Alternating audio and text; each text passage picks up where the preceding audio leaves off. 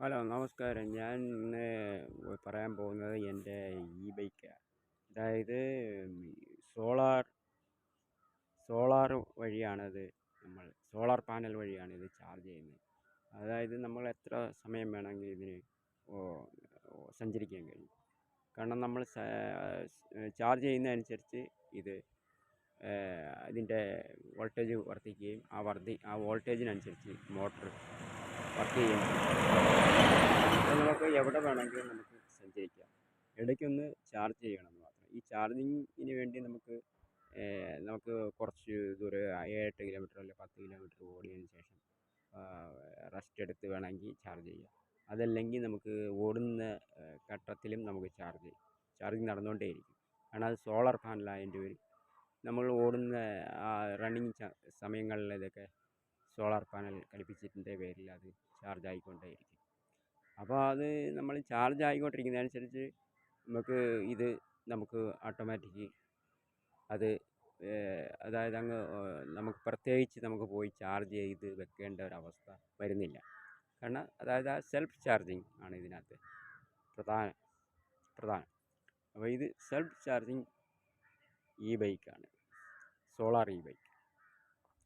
ഇത് ഞാൻ തന്നെയാണിത് ഉണ്ടാക്കിയത്. ഇത് ആമസോണിൽ നിന്ന് ഇതിൻ്റെ ഇതിൻ്റെ പാർട്സുകളെല്ലാം വരുത്തിയത് ആമസോണിൽ നിന്നാണ്. ഇതെല്ലാം ഞാൻ സെറ്റ് ചെയ്ത് വെച്ചാണ്. സോളാർ പാനൽ അത് കഴിഞ്ഞ്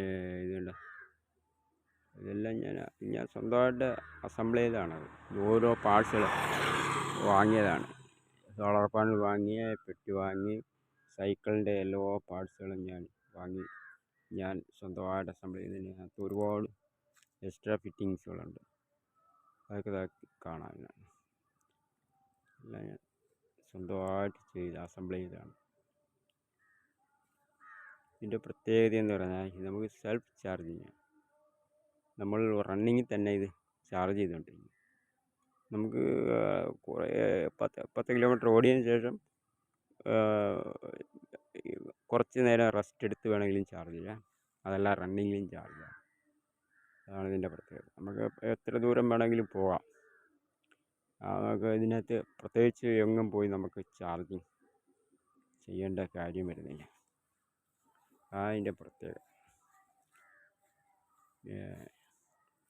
ഇതിന് മോട്ടർ 250 വാട്ട്സ് 24 വോൾട്ട് മോട്ടറാണ് ഉപയോഗിക്കുന്നത്.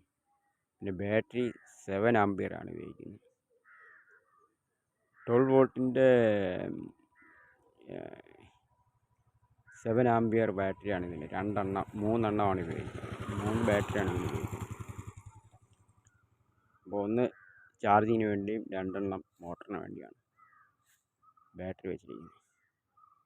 കൂടാതെ ഇതെല്ലാം എക്സ്ട്രാ ആണ്. ഇത് എക്സ്ട്രാ ലൈറ്റുകളുണ്ട്.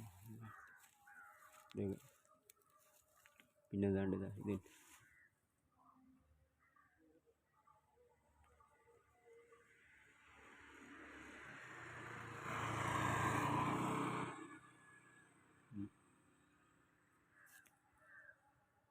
ഇതൊക്കെ എക്സ്ട്രാ ഫിറ്റിംഗ് ആണ്.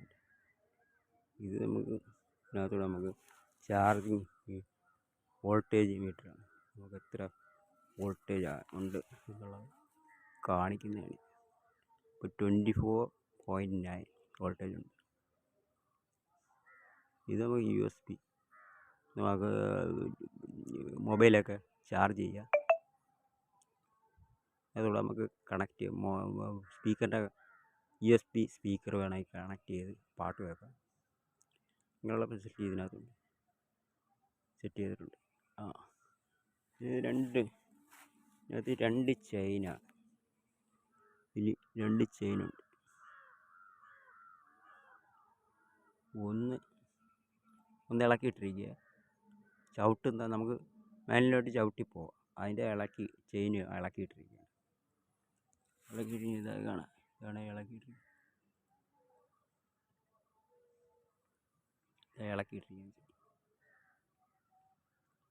പിന്നെ അല്ലാതെ മോട്ടറിൻ്റെ ഒരു ചെയിൻ വേറെ ഉണ്ട്.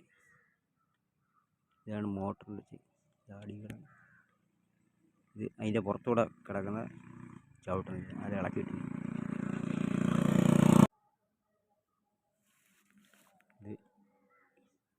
ഇത് ഓൺ, ഇത് ഓഫ്, അതിൻ്റെ കീ.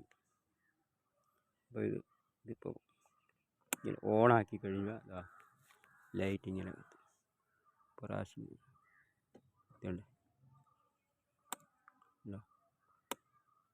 ഇതാണ് ഓണാക്കുമ്പോൾ, ഇത് ഓഫാക്കുമ്പോൾ ഇപ്പോൾ സെറ്റ് ഓഫാണ്, സൈക്കിൾ ഓഫാണ്. ഇപ്പോൾ സൈക്കിൾ ഓണായി കഴിയുമ്പോൾ ഇത് ലൈറ്റ് കത്തും. എൻ്റെ അവിടുത്തെ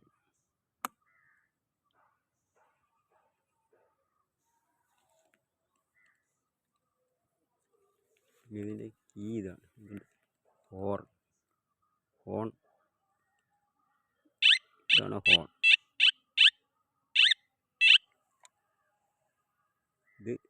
ഇതാണ് charging button, self charging button.